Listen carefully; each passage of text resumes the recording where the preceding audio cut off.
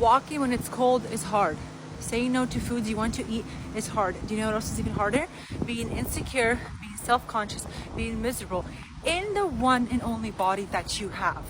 The body that goes everywhere with you. So even though at home, when you're not walking, when you're eating whatever you want, when you're eating your favorite foods, you feel comfortable in your home. But then when you go out in public, that's the body that goes with you.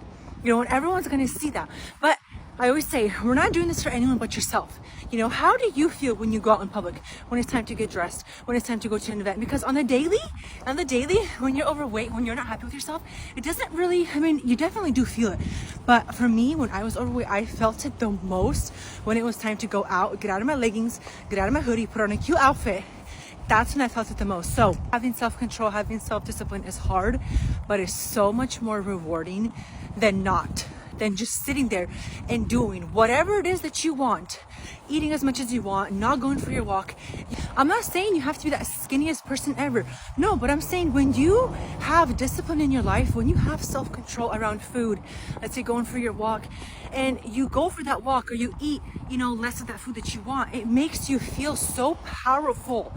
It gives you this like sense of like, you're the boss, you know, when you say no to things that you want in moderation. Of course, I'm not saying starve yourself, you know, but you can't eat whatever you want and be skinny and look hot.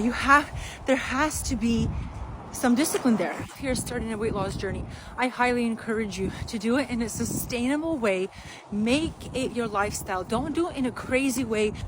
Don't cut out major food groups because the diet culture made us think, because diet culture conditions us to think that certain food groups are bad.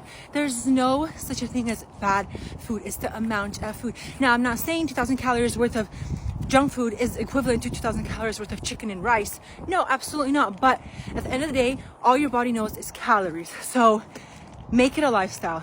Start practicing every day. Start eating less. Start moving more. Make it your lifestyle, and then it's going to be so much easier to keep the weight off and just to be whole. I firmly believe if you've never experienced weight loss, if you've never experienced being in a smaller, healthier, more fit, more toned body, then you will not believe what I'm saying. But it will change your life in different areas that you had no idea. You will just gain this confidence. When you have confidence, when you're confident within yourself, when you're a woman, you are unstoppable. I don't care what anyone says. Confident women are the most baddest, most happiest women that I know. It's hard. It's definitely not easy, but it's much more rewarding than not doing nothing, than being stuck in the overweight, miserable body that you're in. So stay hot, queen.